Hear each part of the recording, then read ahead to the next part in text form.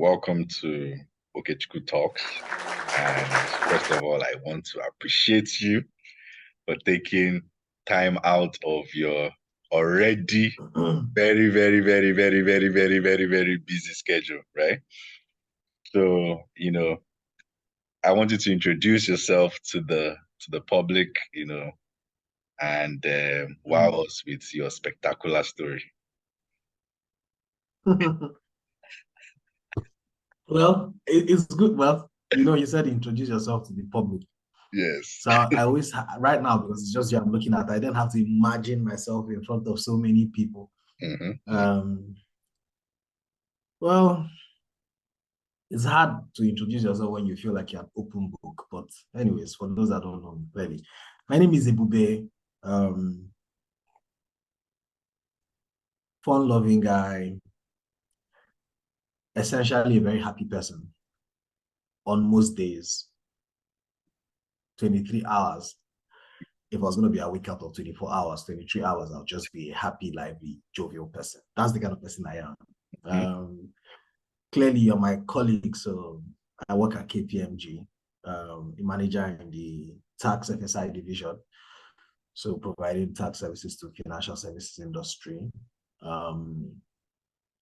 What else is there about me? And I'm a comedian as well, so I do stand-up comedy. And I host events as an MC. People love me. Are you single? Are you single? Tell us. Tell all those people. Let's hear it now. Before you went to am I single? I said people love me. I made it clear. People love me. Oh God! Did you remember this? There was this video on Instagram, right, of this guy.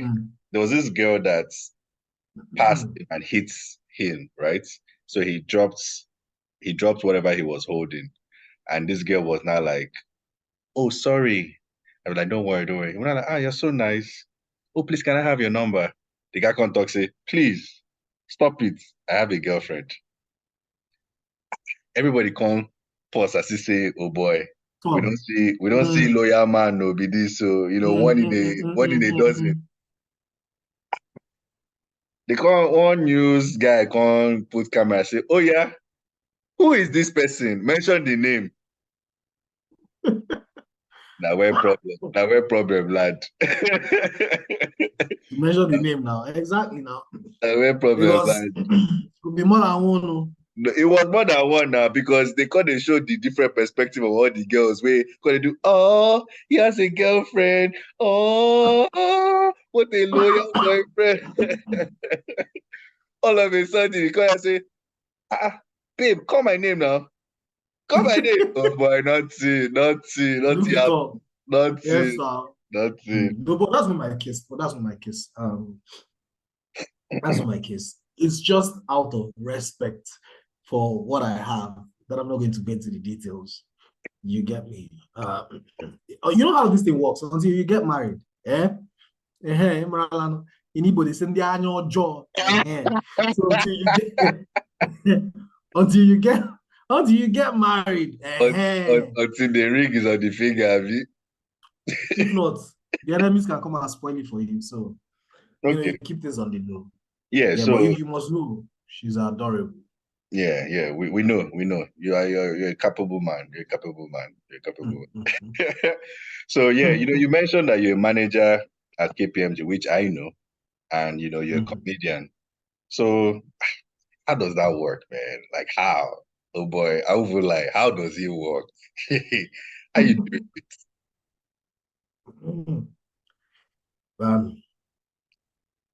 This thing is strong.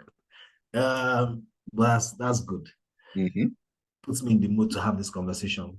To be honest, I don't think it's been a struggle. Okay. I think it's been one of those cases where there are no clashes and they complement each other. First of all, most of my stand-up comedy gigs or events are typically outside corporate work hours. So I largely do events over the weekend, okay? And even in the very few places that I do it in the weekday, they're always like evenings, dinners, stuff like that. So Okay. you're done with work, your mind is out, like you've zoned out of work, and you're now in the let's have fun, let's crack jokes, let's be in a merry mood phase. So in that sense, there hasn't really been a clash. Okay. However, the only struggle one has as a creative in the comedy space is that the KPMG job demands that you be very logical. Accounting is quite straightforward, right? Yeah. So we all are, we're accountants, and then maybe tax consultants as well. So tax is based on the law. So it's logical as well. It's straightforward. This is this, then that is that. If that must be this, then this must be that. So in that sense, you are, when dealing with accounting or tax consulting work, or when I'm in my 9 to 5 zone mentally, I'm in that logical step A to step B to step C, don't jump anything kind of space. So I'm thinking logically, it must make sense. But to be able to wow people humor-wise, you must be able to be creative and make something out of nothing. Creativity typically would defy logic. Yeah. All right. So they don't go hand in hand. I must not, for me to make you laugh about something, right? And you would go like in the Nigerian way, the Nigerian reaction of an audience would be, this guy, they mad. This guy, they think crazy, you know? For you to think I'm mad, I'm crazy, is because I'm thinking in a way that you do not think is normal, right? Like, how person would think this kind of thing? Yes. So I'm not thinking logically most of the time for me to come up with certain things. So that's where there is a clash. So I realize most times that if I have gigs over the weekend and I take work into the weekend, like I work on a Saturday, say I have work that's spilled over to a Saturday, and I'm emceeing a wedding that Saturday. Early in my days when I started off, I wouldn't warm into the wedding quick enough. It might take me to get to maybe the cutting of the cake, and maybe go like 30 minutes into the wedding before I start to get in the zone. Because I'm just still phasing off of logical thinking. When I'm done with work on a Friday, I've even had a few drinks, gisted with friends, we've laughed. I then go into an event on Saturday. From the beginning, as I'm holding the mic, I'm ready. You get bang, bang, bang, bang, bang. We're laughing, we're having fun. People are asking, who is this guy? Oh, are you there, Chris? Oh, we're just having fun. You get. So that's where I realized that I always, that's where I realized I struggled earlier. But then obviously, like I just explained, I had to find a way to make it work. Whenever I know I have a gig, I would obviously ensure that anything work related, any tasks, if I know from Thursday, Wednesday, obviously you would have been booked ahead of time. So I know on Saturday or Sunday I have a gig. I'm not letting work spill over 24. I'm giving myself like a 24 hours buffer. You get to transition into that zone. You get where I can then do comedy. And then obviously when I do comedy on a Sunday, for example, when I'm done and we've had so much fun and I land home, the first thing I do that Sunday night is to go and check my calendar and see the tasks I have for the next day, work related. I start to get myself in that zone. That tomorrow is Monday, we are hitting it hard. I have targets, I have business development targets, I have to write articles, I have to deliver on certain jobs. You know, it's consulting, everything is time bound. Your clients want it quick, and you can't fail to deliver. And I think my own case is a bit precarious. On my WhatsApp, I have all my colleagues, managers, partners, even people that report to you as well. So they are seeing that you're having fun. It's not like you're blocking them or anything.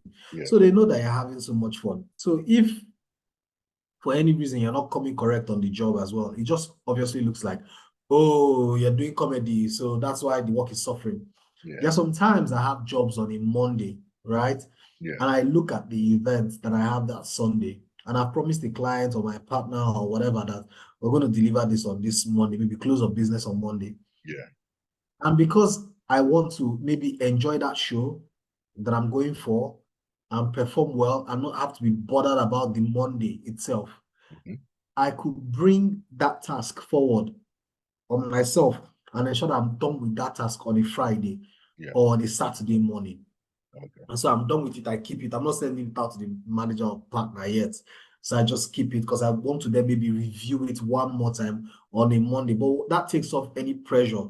I'm fully focused on enjoying myself on that Sunday, doing what I'm doing at the comedy show, knowing fully well that I have done that task and I just need maybe an hour or two to just go through it and ensure that it's like a really good job before I send it out on that Monday. So over time, I mean, initially in the beginning, there were doubts and all, but over time, when you then consistently prove that the quality of the job is never suffering because of your side interests, then everyone is fine. You know, at the end of the day, everyone is fine. You know, I remember in the beginning, people used to trivialize it, sometimes without even knowing. So in their conversations with you, you know, they are like, no, I hope it's not this weekend now. You can't do one comedy kineo. Do you understand? And they say like, you know, like they say like it's like flimsily, like, it's not just that thing you do.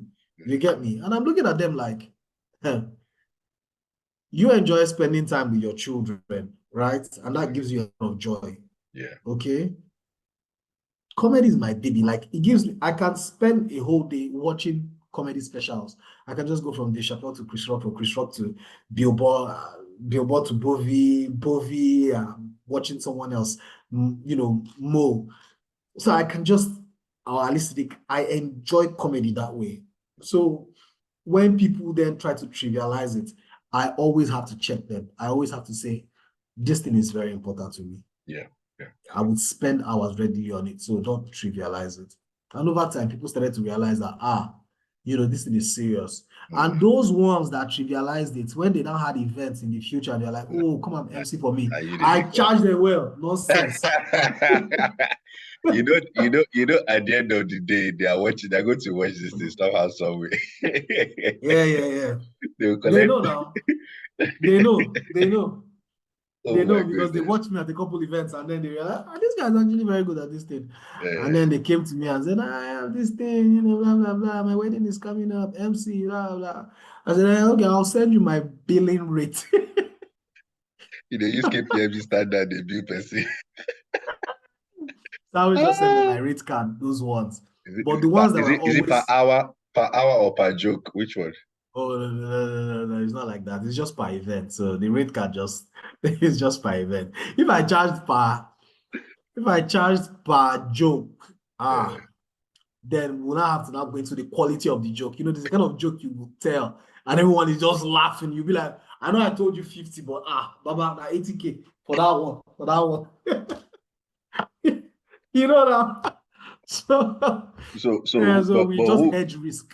But who would you say, this might put you in trouble, but internationally and domestically, who are your best? Just pick one, maybe best two in each territory, domestic, foreign. Who would you say, you know, sort of drives the way you deliver your jokes, or, you know, in terms of the people that you had idolized, or at least the people that you find the most funny, really?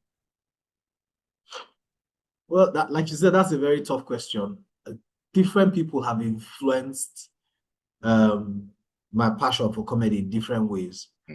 So it's not one of those ones where you can just pick one person. But what I'll do is I'll tell you why. I'll pick a couple people and tell you the reason why.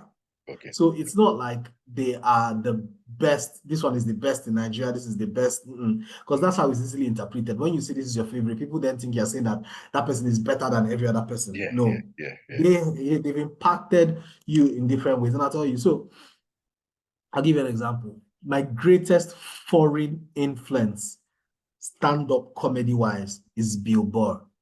Okay. Bill Burr made me comfortable doing comedy exactly based on how I feel and to be brave about it. So That's Billboard. Billboard comes off as an angry comedian. When I'm talking about stuff that I'm passionate about, sometimes it's almost as though I'm angry about it. But you're laughing, I'm telling jokes, and I'm saying it with so much passion, and I'm going at it, and it looks like I'm angry. And I used to think in the past that, oh no, you're supposed to be, smiling and laughing and just, but Billboard made me realize I can legit have these feelings and go out there and talk about it and express my frustrations, and people would laugh because they could relate. So that's Billboard. So they influenced me that way. But Billboard didn't have an influence on me early in my comedy passion days, like in uni. That was Steve Harvey. Okay. So Steve Harvey, his storytelling, his dramatization, that was early, that was early for me. That guy is under fire for all his, how to be a man and how to pick. Yeah, obviously, with his daughter, it's like you can tell people all these things, but your daughter is out there doing walking contradiction. Exactly. So exactly. But yeah, obviously, comedy wise though, I mean, I didn't even read the Think Like a Man book. I just watched the movie. But comedy wise, stand-up comedy, woo, Steve Harvey was quite an influence. And that's on the foreign end. I mean, obviously, Dave Chappelle is there, Chris Rock is there, and they all had their own different sort of influences. And I could go into the details, but there's no need. Even down to Richard Pryor. Do you understand me? Yeah. Red Fox. They are different people. They're different people, and they're different reasons. Eddie Murphy is also an influence in a sort of way. Eddie Murphy's case. Eddie Murphy's case was his comedy special Delirious, and where he shot it was iconic in the sense that years before then, there was a black woman that wasn't allowed to perform in that constitutional hall. But his own was iconic in the sense that you could see how America had grown given the race issues that they had. And it was so it's like you're watching these things and you're seeing this is a life-defining moment. All right. Yeah. This right here, what I'm watching right here makes me know that there are certain things I might think of as impossible now that could be possible in the near future. And he was young when he was doing it. The movie was what, 21, 23? I can't remember when he shot that special, Delirious, but he was very young. You're like, wow, okay. So that's an influence. I don't want to go into Richard Pryor. He's literally one of the goats. He's right up there. When you come to Nigeria, look, Alibaba, for example, I love what he has done for the industry. Right? And how he has made younger comedians realize that if you think that there are boundaries, it's just because you've created those boundaries in your mind. He came and he put some seriousness to what comedy is. So Alibaba is the one that came and made humor a business. So people were doing it, and that's fine. But Alibaba brought some finesse to it. He's a very smart man, very intelligent, highly intelligent. All right, very extremely cerebral. And so when you're having a conversation with him, you start to realize, look, it just goes beyond telling jokes. It starts to make you realize that you have a voice and it's a tool. And you have a brain and you can creatively think of other things. You can be a problem solver. Your job is not just to bring humor. So that's an influence, okay? And he has done a lot for like grassroots comedy, like growing the culture of really good, savvy, witty comedians that are original. He's all about originality, telling your own jokes. So Alibaba has had that sort of influence in that sense.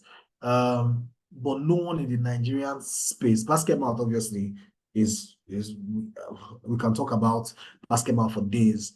But for me, personal influence, nobody has influenced me like Bovi. No one has.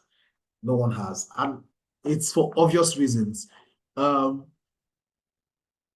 started watching comedy at a time where the kind of comedians that were reigning, right? Or that like were the big names would do their jokes in pidgin, right? And they were more like slapstick comedy. Rats chop my certificate. He chop the one, he leave the two. Stuff like that. All those things where in your mind you're like, Is it really possible? It's funny, but is it really, you get? Or jokes about poverty, we poor so this stuff like that. Yeah. That wasn't my reality. I didn't grow up poor. Do you understand? I was afforded a very comfortable lifestyle. I Mm-hmm. had the best of education. My parents did everything possible up until my masters and everything. Yeah. So you're done with masters and you come back to Nige and you are, looking for a job and everything, and you're Mm-hmm. looking and you're trying to build on that passion. And all you remember is when you were 16, 17, and it was I go die, and you're maybe and you're now 21, 22, 23. Akpororo is coming on. Akpororo is doing Yeah. his pitching, Mm-hmm. and these guys are fire. And you're just constrained in your mind because you just think if you have to do comedy, you have to do it that way. That way. All right. And Bovi was doing comedy, and obviously Bovi can speak his pidgin English very well, but Mm-hmm. Bovi would also do jokes in English and with finesse. Yeah. And then he lets you know that, Omo, you don't have to be poor to do these things. Mm-hmm. Bobby has never told jokes where it's like, we are so poor. Bobby does a lot of conscious societal commentary. Bobby Yeah. does jokes that are clearly for the elite. Yeah. Do you understand? Intelligent You jokes. have to have, yeah, exactly. You have to have been afforded some level of education for you to thoroughly enjoy Bovi. Yeah. Bear in mind, though, that when it comes to the time of, like, if it's in an audience and they are like not necessarily the elite, maybe he's doing like a promotion for like a brand and he has to go into a gig. Yeah. Bovi will go there and he will blend, he will do the pigeon and everything, Yeah. and they would have fun. He will crack jokes for them, but largely Bovi is for the elite. Yeah. So that's where I had the largest influence because it's you're looking at him and you're like, it can be done. Yeah. It can be done. Mm-hmm. Yeah. I can go there and speak my English and whatever, and people would laugh if it's funny, Mm-hmm. Mm-hmm. So Bovi was the greatest influence for me, Yeah. Nigerian wise. Yeah. I think I even saw a joke that he made, so, which I find it true because let's think about it Mm. like logically. In secondary school, Yeah. you're basically, encouraging seniors that are 16, 17, 15 to be responsible and punish For 11, 10, 11, 12. 12 years. So it's Yeah. like a child. I found it very A child interesting. disciplining a child. It was Yeah. It was logical, on but at the end of it the was day, logical. yeah, it was logical. But when I'm like, that's so true, that people Yeah. were punishing me. They were kids also. Like, what the heck? Exactly. Like, what the heck? Exactly. Exactly. And their own claim to maturity was just that they were a year or 2 years above you. And in Yeah. some cases, they were, for the ones that went to school quite early, they were either your age mates or Do you you could get? even be born in the same year, just Do a you couple of get? months difference. Do And you you're get? telling me, so that was a leadership conference he was at, and he was a speaker. I watched it. I mean, I'm a Oh, big fan of him. So yeah. I always follow all his Mm, his content and stuff. And I totally agree. But that's the thing. So you are listening to that thing now, for example, right? mm, And you know he's a comedian. mhm, And you're listening to him with this expectancy that I would laugh, mm, right? And you get to laugh sometimes. But mm. other times, you're not laughing. But guess what? The whole room is silent, Yeah. dead silent, because they're listening. Yes. They're Yes. interested in your story. And that for me is it took me a while to realize that it's not just the laughter. It's not Mhm. just leaving the room with a resounding laughter. That's a part of your job. Get Yeah. people to laugh. But I find that if you are more interesting Mm, than humorous, you yeah. even get to go a long way because you would Yeah. always get people to pay attention to what you're saying. Yeah. And Bovi is an interesting person. Yeah. Yeah. Yeah. I agree. I Yeah. agree. So in a sense, like just from everything, it's almost like saying that your career is like a story. You are basically selling a story on either side, really, to be fair, when you think about it. You are basically selling a story. You go in your nights or your weekend event, endeavors, and you're like, I want to tell a story to the public. Because I think I also listened to one of the stories of when where you came.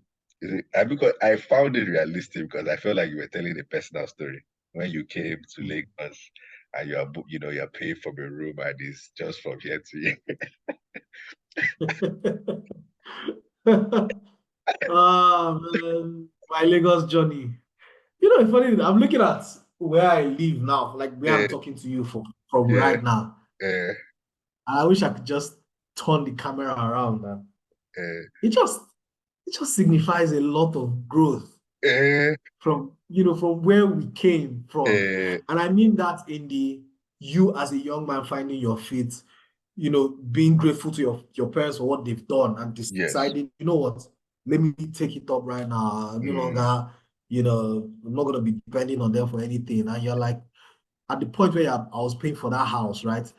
I could easily have said, Momsy or Popsy, please just add another 300 or 400 back mm, then, in mm-hmm, 2016 to mm-hmm. afford me a larger space, right? But as a man, there's this need to prove to yourself that there are people that are orphans, there are people that didn't have the opportunities you had. Are you Yeah, saying that without this, you can't do this thing for yourself? And you're like, yeah, no, you're going to do this for yourself. So, obviously, you then decide to pay for this place because that's what you can afford at the time. yeah. You're not putting unnecessary pressure on yourself. You're not trying to impress anyone. Mm-hmm, You are mm-hmm, living your story. You're living your truth. You're finding your feet for mm-hmm. yourself, Yeah. by yourself. So I made those jokes, and those jokes were based on my reality. Yeah, that's what I'm saying.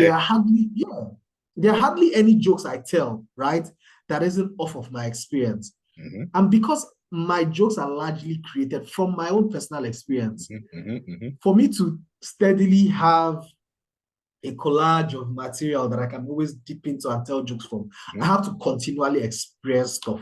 So I Yeah, have to go out. I have to talk with people. I have to mingle. I have to share stories. I have to yeah, try this. I have to try buying gas myself instead of saying to the gate man, oh boy, get help me buy gas. I have to know what's happening in society. I have to know that the price of gas has changed by 5,000 to 5,500. I mm-hmm, have to mm-hmm. know that, for me to tell you this story and you enjoy it, I have to be able to say, I lifted the gas, somebody didn't know way as the thing supposed to weigh. So, Mm-hmm.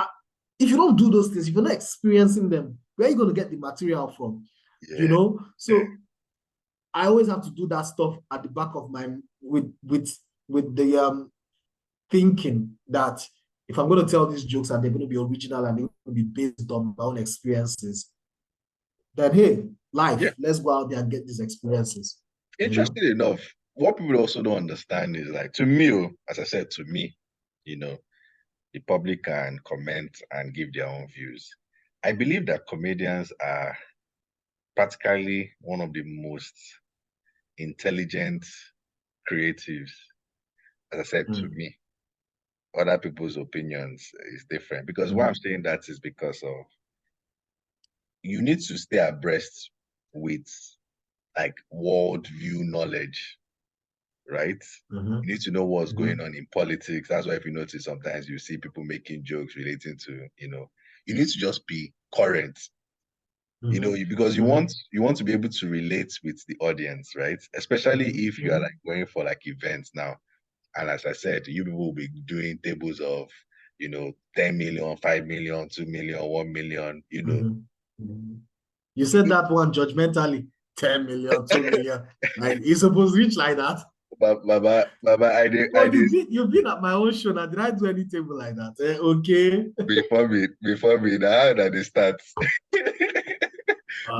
we do humility now. Later, you have to see Ebube, VIP, gold table, 10 million. Then, you would have gone like 50 million, platinum, I would never 25 do million. tables.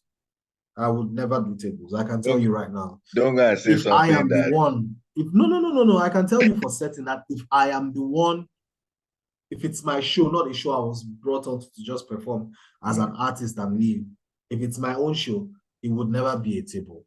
It's something I always frowned against from the beginning. Okay. I didn't think it helped comedy as it's supposed to be. It's almost as though it's designed for classification, for we are the elite. And let me tell you, generally, even the whole table structure, it's not funny because you're cracking jokes, in a cool hotel, and they are carrying train of food, and Imon is coming with his entourage, and people are you're pausing because you want to hail Imoni. Yeah. Look, that's never just been my thing. You know, like I mean, I want them to come to my shows and obviously buy my tickets. But I mean, if they're ready to come and sit like in a theater setting, like the last show I did, you know, sit down in a theater setting, you know, and enjoy a performance. I'm not a clown.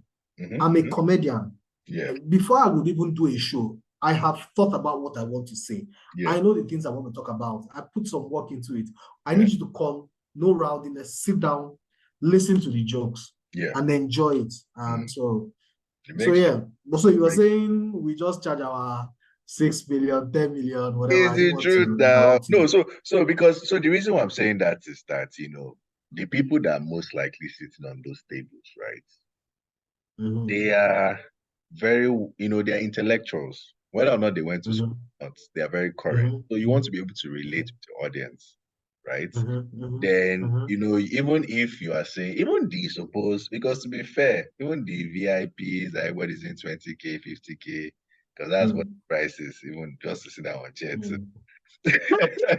So even that, to be fair, to say you are even affording that, even in this current economic Tinubu infrastructure, right? You are also very learned to be able to say you want to cover that amount, right? Of course. And my belief is that why I say that the most intelligent creatives, right? Because you can have intelligence is based on several, ratios or quotients and what they call those. But the aspect of book knowledge, delivery, speech, when I watch and in my mind, I'm like the level of confidence, charisma, level of knowledge is ridiculous. Do you get what I'm saying? Like now, for example, we may have said, we would have probably quoted how, Bovie said this or you said this. But when you really think about it, you're almost like telling. I remember when Dave Chappelle, because he is one of the most criticized comedians now. But when you really sit down to think about his jokes, you're like, how does he think, right? Like the depth of his thoughts.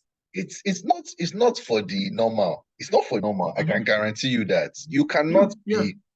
You cannot be. It's only a fool, right? That it's only people that don't appreciate knowledge, right? That that would most likely not get some of the things that he says. He actually has no issue. Sometimes, what people don't understand is comedy sometimes doesn't. It's not really a bad thing, but at the same time, what it does is that it sort of creates a sort of joyful moment within even bad situations, right? So like now, for example, we can be suffering because let's be honest with ourselves, things are not going well, right? Exchange rate is going up, cost standard of living is just getting lower, cost of living is high, everybody wants to run away, but people are delivering jokes in a manner whereby you be like, ha ha ha ha ha. But it's not funny. You think I was saying these bad things are actually happening. But and that's why I'm saying that there's a level of intelligence that you just need to appreciate with comedy that you're like, nah, these people are smart. These people are smart. But you are a comedy head and you love comedy and you understand the art. And that's why you then realize that it takes work and there's depth to it. And when I'm saying comedy, I mean comedy in the true sense of it, like using it as a societal tool. Do you understand? Yeah. Using it for what it is. Art, but then to emphasize a tool, a conscious tool. Yeah. So when you come for a comedy show, you come knowing you're going to be entertained, but you also come knowing, I'll leave with a couple things. So I'll give you an example, and this is obviously off of what you've experienced in comedy with me. Yeah. So when I shot Devil's Advocate, right? You saw the theme, yes, and you saw the synopsis. Yes. So it says Devil's Advocate, right?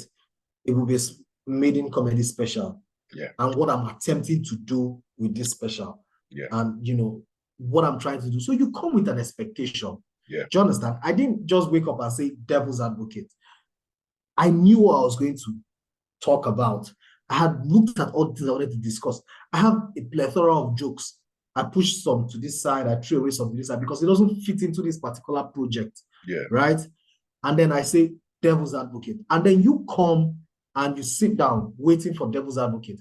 And then I come and I perform for over an hour or thereabouts, right? I perform for like an hour, 30 minutes or so. Yeah. Yeah. Obviously, the edited version now is a bit shorter just for so that it meets, viewers' content. Yeah. And yeah. But I performed and you could see that, oh, this is the devil's advocate he's saying he's playing. You could see me playing the devil's advocate. You could see the theme. Today I'm talking about ritualists. It's almost as though I'm saying, am I supporting them? But you now realize, oh, I've just played the devil's advocate. I'm trying to get you to mentally entertain some thoughts that naturally you wouldn't conform to. Yeah, right? I saw that. Exactly. So I was playing devil's advocate. And that is a project. I wasn't just coming here, you get one man, oh man, don't be smart, No. You came there, you sat, and we talked through these things, and you were laughing, and sometimes you were listening, and other times you were laughing, and then you were listening. Yeah. That's what good comedy is. Yeah. But the reality is, because the struggle we have now is that what people think comedy is, like the masses in total, not the likes of you, think comedy is not what we do. Do you understand? What they think comedy is comedy, yeah, right? But it's not exactly what we do. But also, as I said, I might get stick for this, but you also realize that to a certain extent, you have, as I said, you always have a bad side to every coin, right? You have the intelligent ones, right?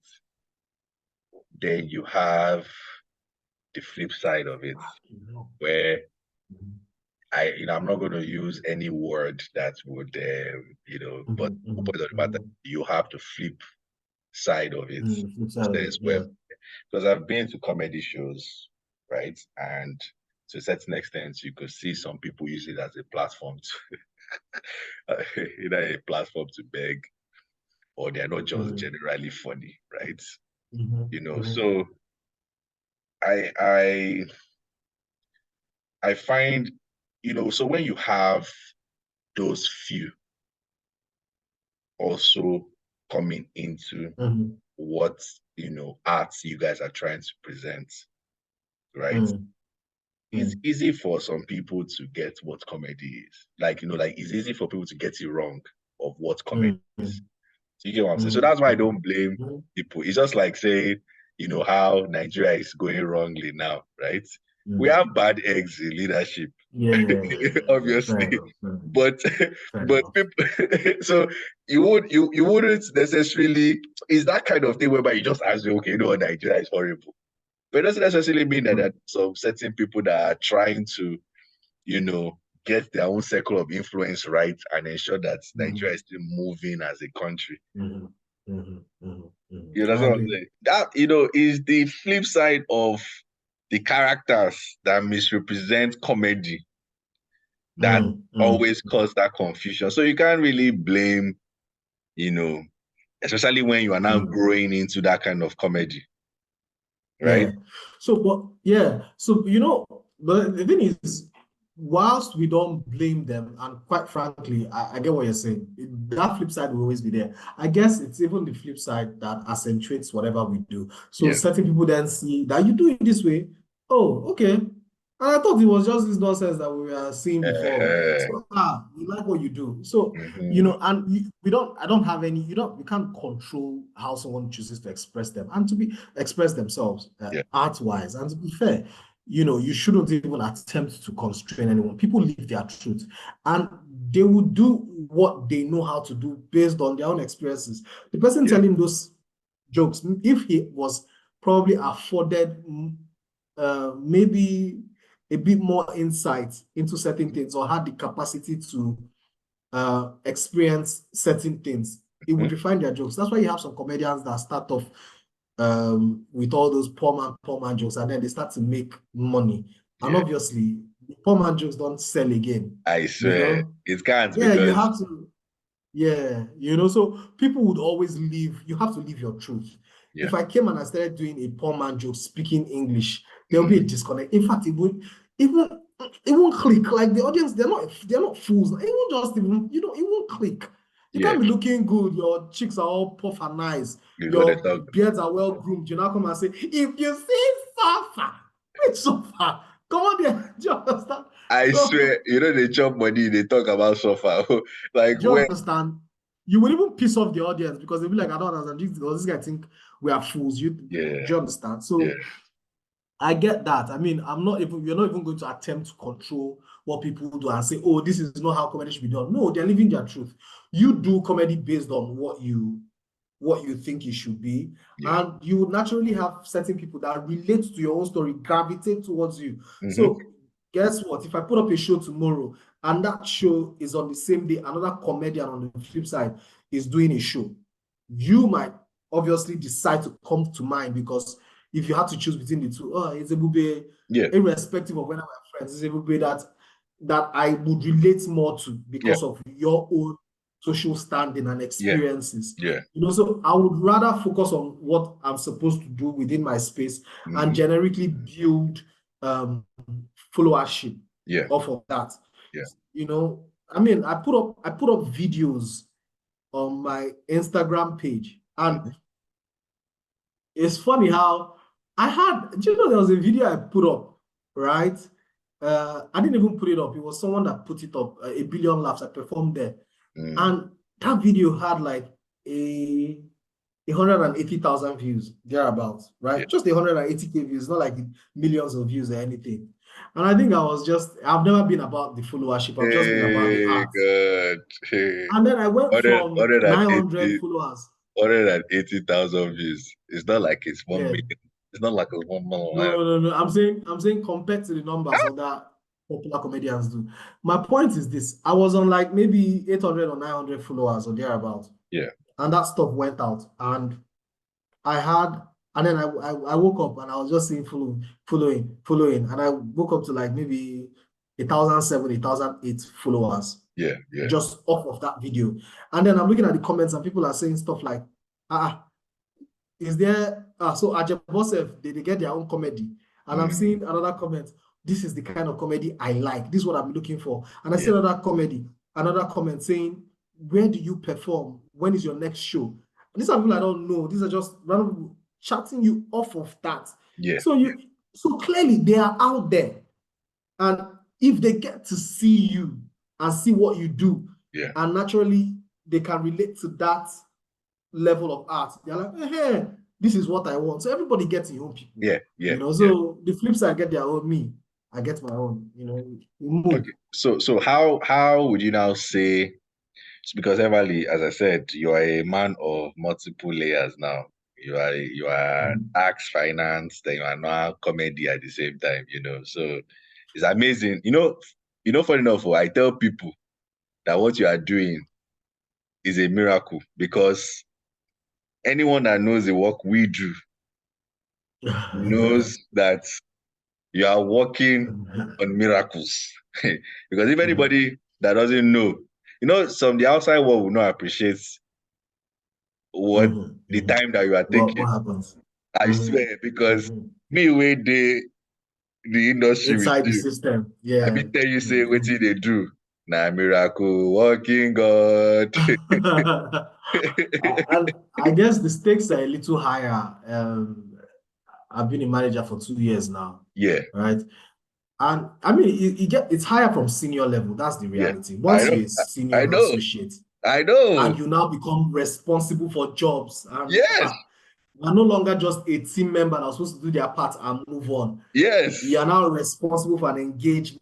You now You're start responsible doing for a business particular job, and development, trying to look for uh, I promise you, it's not, it's not, it's So, not, it's not, it's not so easy. so in that sense, right? As I said, in fact, I had to emphasize that so that people understand and appreciate the time that you use to go and deliver what we laugh on your shows, right?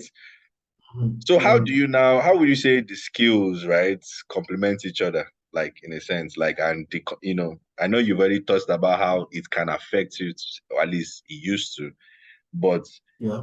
I'm not talking about the skills. How do they complement each other? So how does the comedy complement your work life? How does how does the tax complement your comedy life? And at the same time, how does one work against the other, and how does one, like, how would you? Okay.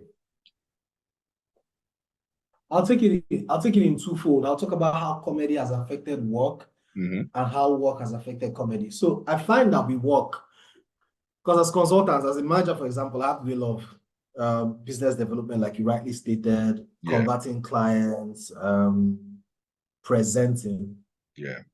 It's always I don't know how to explain it. I don't want to use the word easy, but it's when I'm tasked with making a presentation, for example. Yeah. The average person would be like, let me do a dry run, let me do this. Oh my God, I have to present, stage fright, presenting to people. But that's my bread and butter. If you give me a presentation now, I probably would, of course, I'll do a dry run, because you can never be too confident. Yeah. I'll do a dry run, so I'm sure I know all the facts, all the technical things I want to discuss. Yeah. And I do the dry run maybe once or twice, typically, not to brag, once. I do it once just for timing, just so that I know if I was told that it's 20 minutes, it's true now. I'm not trying to brag. It is what it is now. I'm a showman. I perform in front of thousands of people. Yeah. You watched me perform at Bovie's Naughty by Nature at Eco Hotel last year in 2022. Yeah, I was there. What was the capacity? That was over 7,000 or 8,000 people in that space. Almost 10,000 people in that space. So you're not telling me I present to 6 or 7 people gathered. We're going to have an intimate conversation. That's what it is to me. It's so in that way, as I said, it toast babe. It's true now. As I said, it toast babe. Because sometimes it goes maybe I say the toast babe. Yeah, because comedy, it's a lot of storytelling. You're telling a story. There are a bunch of people all gathered from diverse backgrounds, and you're trying to tell everybody there a story that they can all relate to and find funny and chorus laughter in. So it's easy. Because of that, it's easy for me to just be in a room with people and just present something and talk to them, make eye contact with them, gesticulate, tell a story, not just be stoic, not just be rigid in one position. I would talk, you would carry along, tell a story and all that. So in that sense, comedy has helped. Do you understand? Comedy has also helped me to, even given the confines of our logic and our logic and logical thinking, and the rigid, sometimes monotonous way we do things as consultants, because this is what the law says, so it must be done like this. Comedy has also afforded me the ability to think about things creatively. So when a client comes with a problem, sometimes I find that a lot of times I could come up with that idea, or that, let's try it this way, that the average person there in the room might not have thought of. So I typically see things, it's never always good. Sometimes I would think about it, I'm like, nah, this one doesn't make sense. Okay, this is just me being wild in my imagination. But some other times I come up with ideas that are very creative, and they're like, we should try it this way. So that is how comedy has helped the work. But how the work has helped comedy is largely in the way I go about comedy. I don't go about it like a clown. I don't go about it clowning. I go about it like it's serious business. So before I go and perform somewhere, I ask myself, okay, what is the theme, of this particular event? So good. I'll give you a good example that you can relate to. The theme of Bovie's show last year was Naughty by Nature, right? I performed at Naughty by Nature. You get? And my jokes, do you understand, emphasize how naughty I could be in my thinking. Because I tried to make it fit. This year, when the show this year was Identity Crisis, I performed and I wrote my set with that theme in mind. So I didn't come with like a pre-planned set. So that's what the job does. It makes you a bit more methodical. It makes you a bit more purposeful. You have that corporate culture. I think of it like I'm going for a meeting, I'm going for a gig. Is there a plan? What am I going there to say? What am I going there to do? Yes, I'm a comedian, but look, aside the joke, there's something up there as well. So that's how the job has affected comedy. I'm more structured. You understand me? Yeah. I ask you, how long am I going to be performing for? How many minutes? I look at what I'm writing, the set. I do a dry run in my head. Because when you're performing in front of a mirror, performing to yourself, it's not like when you're in front of the audience and engaging them. It's a totally different thing. But I don't want to be seen as indisciplined in terms of timing. So I want to do like a dry run myself. I was told I'll perform for 7 minutes. So I'll make sure I do under 7 or just a little over 7, maybe 7 minutes, 10 seconds. So, you have to do all those things. Sorry to cut you short, but those things, do they annoy you guys? I know it annoys you guys. Yeah, it definitely annoys us. It annoys us. Especially when they feel you. I'm just saying it will even annoy you. Yeah, but that's good. I'm glad you even talked about this. If someone invites me for a show, like in Bovi, for example, I'm not the star of the show. Bovi is the star of the show. Yeah. Do you understand? He just invited me as an opening act. All right? Yeah. But bear in mind that Bovi's the last 2 shows, you just see Bovi, Identity Crisis, Bovi, Naughty by Nature. Did you see the opening acts? Did you see the lineup of anybody? You didn't see anybody. He didn't put anybody's name. So you know that everybody in that audience came there to see Bovi. They didn't come thinking they were going to see an Ebube or anybody. So you always have to have that back of your mind. You might be having fun, and the temptation will be, oh, I've got a big laugh. I could get an even bigger laugh. Yeah. But you were told so time, because Bovi has an hour of something he wants to do, right? You don't want to even tire out the audience with too much laughter. Yeah. You get, because the star man still has to come. You don't want to give them so much that, do you understand? You don't want to drag it too long. So there's a lot that goes into it. So there are different ways to look at it. Fine, we don't like being caught. But I think largely that if you have to be warned or caught as a comedian, when it was well communicated to you beforehand how long you are supposed to do or perform, I think it's wrong on your part. That they then have to start tapping the mic for you, or DJ had to start screeching. It's wrong on your part. It's a failure on your own part. I don't think it's discipline. Senator, off your mic, off your mic. Senator, off your mic. Off your mic. Okay, so you can continue. How it's, but it remains you suppose they wear suits on this thing. If that's how the work affects comedy now. So start the wear suits now called. No. Obviously there are certain events where you have to be suited up. I'll give you an example. So January 1st every year is Alibaba's concert, January 1st concert. It's a comedy show. It's mainly a comedy show, obviously, it's Alibaba. And then maybe a little music and some CSR stuff. So he gives back to society. He does some developmental stuff, okay? But every comedian that performs on January 1st must wear a tux. Yeah. It's standard. And that's Ali, because Bros Ali's audience are largely the elite people as well. So Bros Ali does a lot of stuff with corporates. So you're going to have a lot of corporates there, a lot of corporate sponsors and stuff. That's there. So he likes he likes panache, he likes posh. He's the advocate for you are a comedian, you're not a clown. Dress how you want to be addressed. So for Alibaba, January 1st, I'll be performing. I'm on the bill to perform on January 1st for Alibaba at Eco Hotel, 1st of January 2024. I'll be sharp in my talks, looking nice. My jokes go to enter, bang, bang, bang. Get your tickets now. Bang, bang, bang. But yeah, go on. I'm with you. But there are other events are just calm, Sometimes I'm wearing a native, sometimes I'm just dressed in my gym and stuff. It's not just about the appearance. Just look decent. that's the experience I've had, and that's what I would always advocate for. Always look decent, irrespective. Look nice, look clean. Like I said, you're not a clown. Don't be a dirty boy or a dirty girl. Like, look decent, look nice, look like someone that after the jokes, people are like, oh, okay, can we have a further conversation with you? Do you understand? And they want to have a drink with you and discuss because they find you interesting, not just funny, but they find you interesting. And you now steal their wife. No, I don't do adultery. Maybe a little fornication, but I never dab into adultery. Never. But don't judge me about the fornication. Happen when Chineke, my God will judge me. You're just a man. You're not God.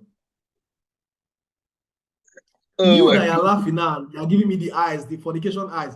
Let's not go into stories, because you are not necessarily a good person, okay? I know things. Let's not. Do we want to turn this into a Nedu podcast? I plead the fifth. This is not going to be a Nedu podcast, I beg. Before you make me start saying things that I don't want to say. I'm not an angel. No, I admit I'm an angel. I beg. Because I don't have to go far. Just no. We've already done the pre before the video. I beg. I have you like this. Now I just pour out before the video. No, God. Oh yeah. It's not in the do poster. I plead the fifth. I'm a good boy. No problem. Your secret is safe. Yeah, obviously. You're a good boy. You're a good boy. Our Lord and Savior is proud of you. Oh my God. Your angel, your guardian angel is sleeping. That's how he's sleeping right now, because he knows what will okay be up what to. can nothing okay possibly do? What will okay do? He's resting. Your guardian angel is resting. The okay that we know. Exactly.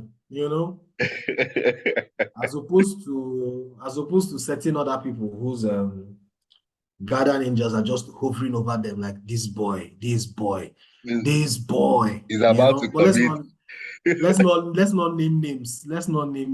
Oh my goodness, I beg. So okay, so how does it not affect it badly? What would you say, the combination is doing that, you are still trying to adjust, in? Everyone has 24 hours in a day. Yeah. All right. So time is finite. Time is the most expensive thing. Yeah. Time is the most expensive thing. If I'm doing stand-up comedy and I'm doing this work, it certainly means that there are certain areas that I might not be paying as much attention to. Yeah. All right. And this is me being very honest with you. There was a time where I couldn't even entertain relationships because I just didn't have the time. Yeah. I just didn't have the time, because weekends, your girlfriend wants to do this, wants to do that. You're talking about this gig. Then during the weekdays, it's work. Yeah. Back then, years ago, you had professional exams to combine it with before you become a chartered accountant. So all those things, so there's only so much you can do within 24 hours. Yeah. And I guess that's where the struggle is. And it's true. At a point, you just can't serve two masters. I'm not leading you into asking me which master am I going to be serving very soon. And I'm not going to lie to you. I was going to ask that, but I'm preempting you now so that you don't even go there, because in terms of love, I know what I love. No, but I know your answer, right? I know your answer. You know my answer. No, I know you know my answer outside this. Okay. This Okechukwu talks. Okay. So you don't say for the purpose of this. Okay, you know what? Let's scatter everything. Let everybody be talking about everybody's thing. Oh yeah. Since you want to be blackmailing me.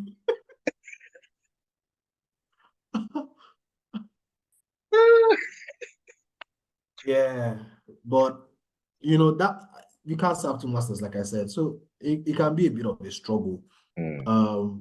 because every day I am reminded of how finite time is, and how much of and how it is the most important resource. You know, there are a lot of things I can't partake in, you know, just because I'm booked to do this event or I'm booked to do that. I'm a football lover. Even the small time I have, I might want to watch my team Tottenham play. Yeah. And so all those things, I think that's what has been the greatest struggle. And it's in that sense that I realized that, you know, sometime soon, you know, something has to give. Yeah. All right. Something has to give. Um, so yeah, that's the struggle, I would say. That's the greatest struggle. Okay. So would you say, anyways, I think you've already, so what would you now say? I think you mentioned it, but I'll just ask, right, in case there are any other, Mm. unique challenges, being a comedian in the corporate world, really. What would you say are the challenges that you face currently? But this is a peculiar one. It's not as much of a challenge like the one I just discussed with the time. Yeah. Not being able to afford myself time to do certain other things that are important to me as well. When people that are my colleagues um, find out that I am a comedian, Yeah. right? I noticed that the initial reaction is it's impossible. He can't do this and be a good comedian. So their impression is he's wasting his time doing comedy. Yeah. That's what I realized. In the beginning, that's how they think. Because if you're good at this job, you can't be equally good at comedy. Yeah. So he's just wasting his time doing comedy. Yeah. So and I can tell, because you know we're very smart people. So body language and how you talk, I can always tell. So when they now, for some reason, either see a video or watch me live, like they come for an event and then they see me perform live, and they realize, this guy's actually very good at this thing. Mm, They switch up. yeah. And I don't think they notice it, but the way they relate with me is a lot different. Yeah. And you know, if you come from that, maintain your energy, maintain the same energy. Do you Mm, understand? yeah. If you're that kind of person, which I was in the past, you know, if you're that, it then becomes a struggle to give them the room to be that new person to you, because they're now changing who they were towards you, Yeah. right? But obviously, it's not as much of a challenge now, because over the years I've seen it and I understand that it's just normal um, human behavior.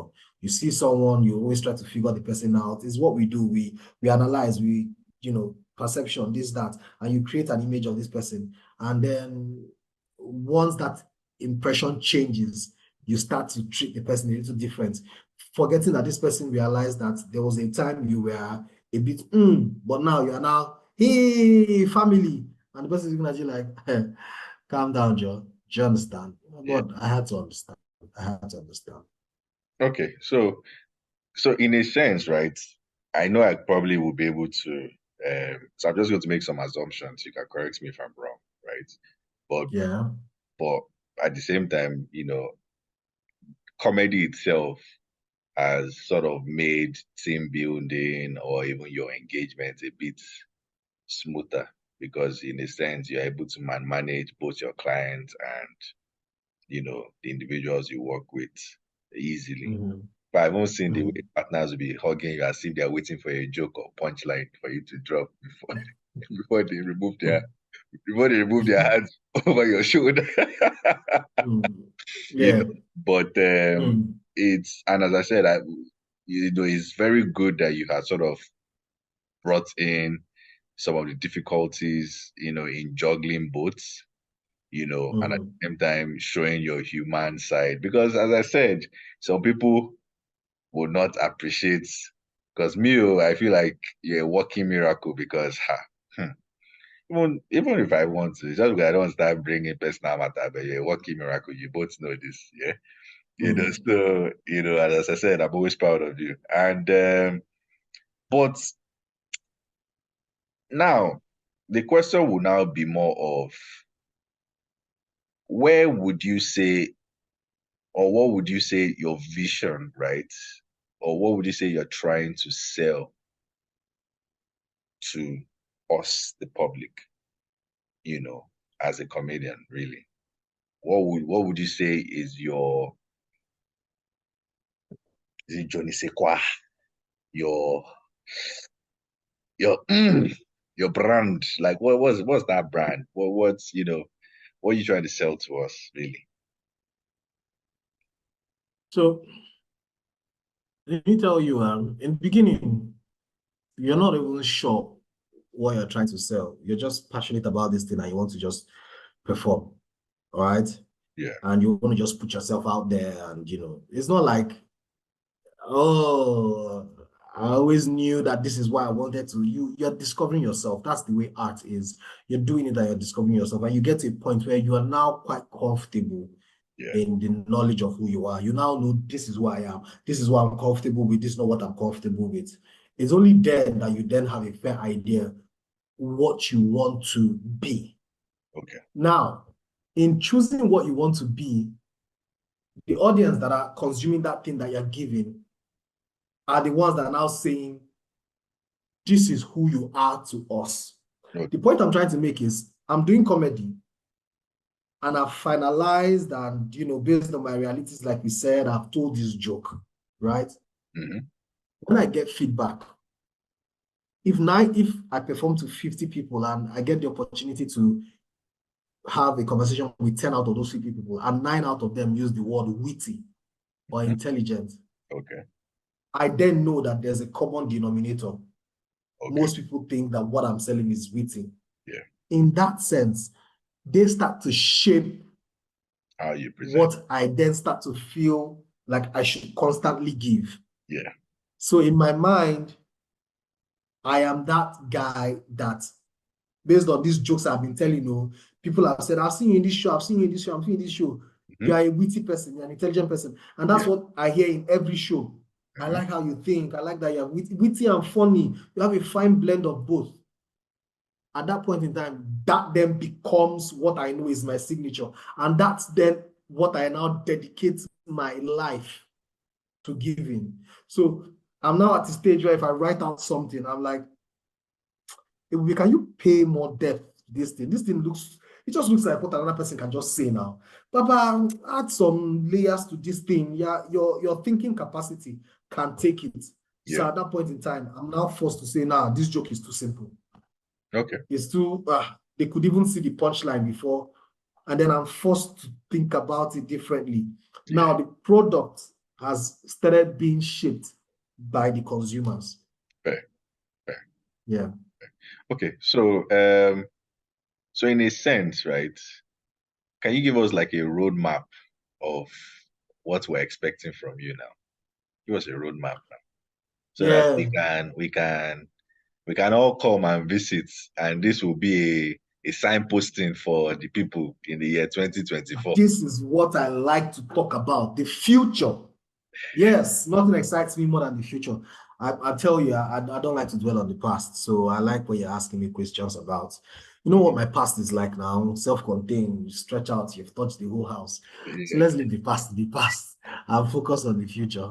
Yeah. I'm with you. Yeah. I'm with you. Obviously, I like conscious comedy, right? Okay. I like to exploit comedy as a tool. So I like to touch topics here and there. Yeah. And if you notice, I like to touch topics that if we were to touch under normal conversational circumstances, it might be awkward. But then when I listen to humor, it's an easier pill for the public to swallow. Yeah. Do you understand? So you're gonna be getting a lot of conscious comedy from me. And I'm obviously quite methodical. And I like projects. So what you're going to be getting typically from me is comedy specials. So I'm not the jump on anybody's show. I'm not the you see me in this show and then see me in that show. Anywhere there's a show, I'm going. I'm also quite selective of my audience. I'm not going to lie to you. If you're doing a comedy show in Agege chances are that I'm not going there because I'm being real. I don't even have to speak the Yoruba and some other things that the average person that works in that space would, you get my point. Yeah, If you're taking me to go and do it, if you take me to a show if you take me, but I can go and do a show in Owerri because I will speak Igbo. Yeah. And I can blend it. So it's not like you get my point. Yeah. So you don't think I'm saying no, exactly. So having that in mind, and having the kind of comedy I like to do in mind, what you're going to be typically getting is I will write jokes and a lot of jokes, and I might go to a few comedy clubs to try out those materials and say, this worked very well. Oh, this didn't really work. I didn't flesh this up. And when I do that, and then I have a body of work, and I'm like, okay, there's a story I want to tell here.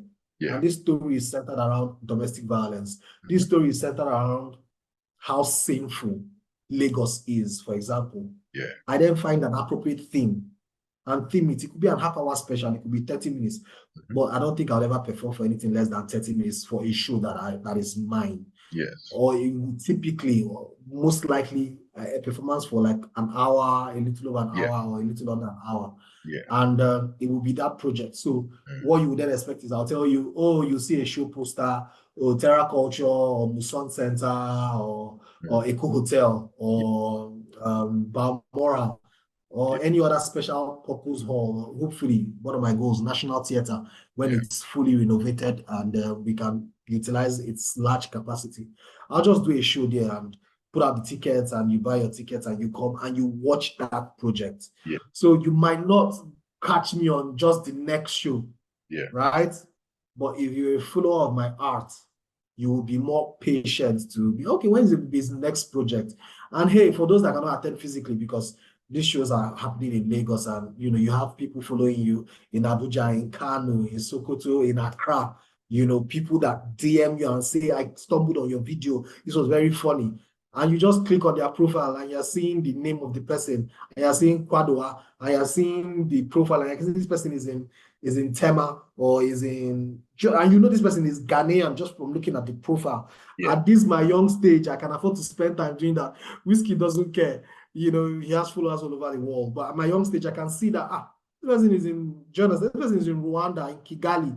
He's not even in Nigeria, and enjoy this joke I just told, just because you get. So bearing that in mind, when you shoot such a project, the video production has to be very good. Yeah. With the mindset of putting it out there on one of these platforms. Yeah. It could be any of the streaming platforms. It could even be YouTube. It could be anywhere, just to get your fans and followers out there to plug in and watch my stuff. So you attended Devil's Advocate, so be on the lookout. It's going to be coming out very soon. I'm going to be, debuting it on one of the streaming platforms. Okay. And you can relive your experience. So I basically have just shaped in your mind what to expect from me. It will be a lot of personal projects, and once they are recorded, if you were able to attend the live one, oh, great. If not, I'll put it out there and the world will get to see. And as we grow, we then start doing tours. So once the brand becomes a lot bigger, and we're going to be gaining quite some traction in the year 2024. And this is not just prophesying, this is because there's a plan in place. There's an actual plan in place. Strategic plans that are designed to push the brand. And when we start to gain that traction, then obviously you will then have show promoters in Tanzania telling you, oh, this is holiday season in Tanzania, we're having a show, you have some followership over here, we want to book you to come down here. And you start to do tours. I would want to tour Africa and then start to tour the world as well. So that's the plan, my brother. So now, like, just to bring everything all to a close, man, because I'm not gonna lie to you, this is very impactful.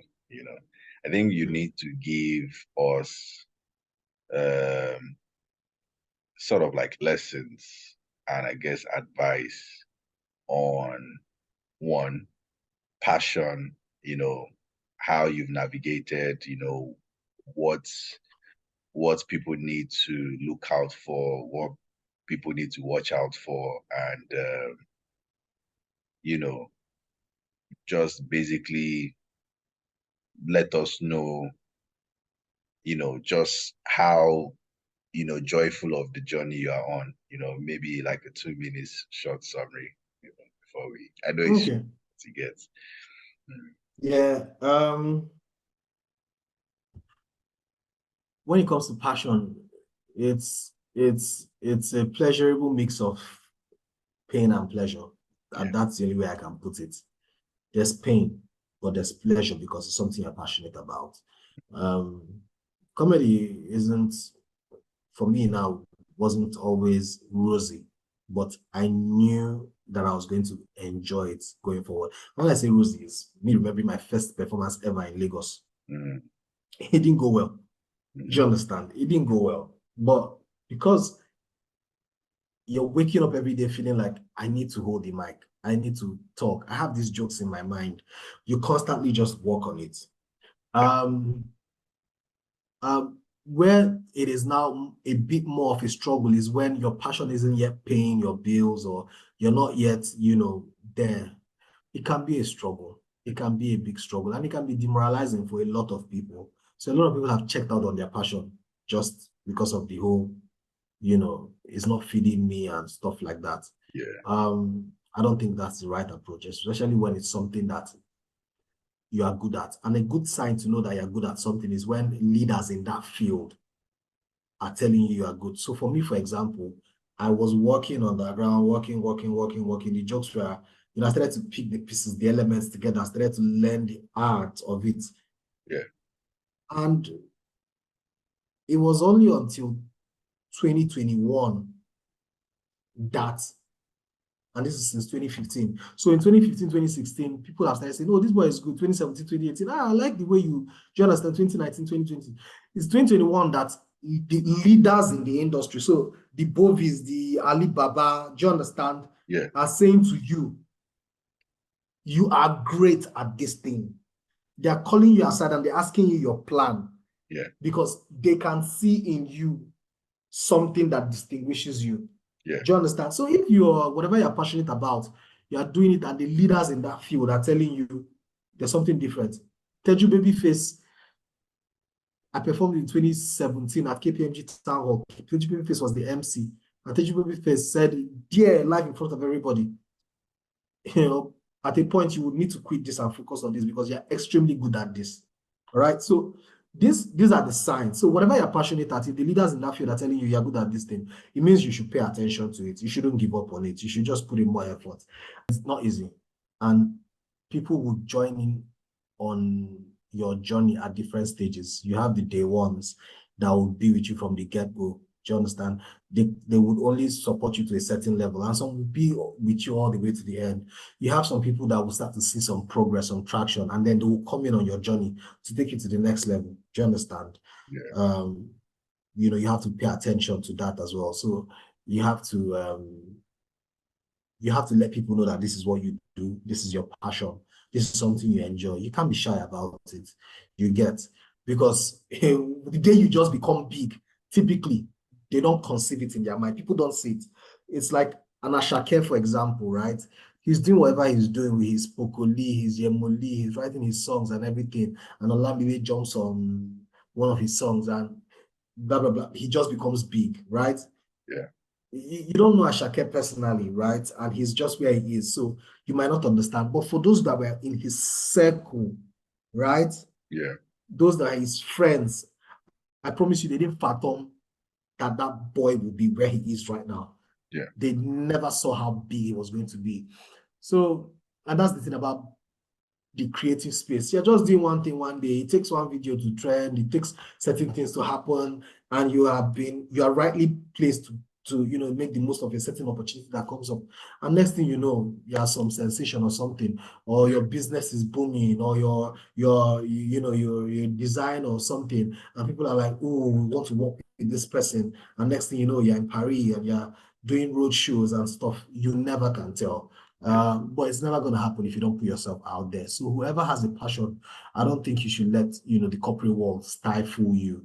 As a matter of fact, you can leverage the relationships and the networks you build in the corporate world to the extent that you can. in pushing, your pushing your passion further. And that's really the advice I would give anyone that's passionate about anything generally, and that has to combine that with a 9 to 5. Okay. Yeah. Well, my brother, I appreciate you, and it's a pleasure again.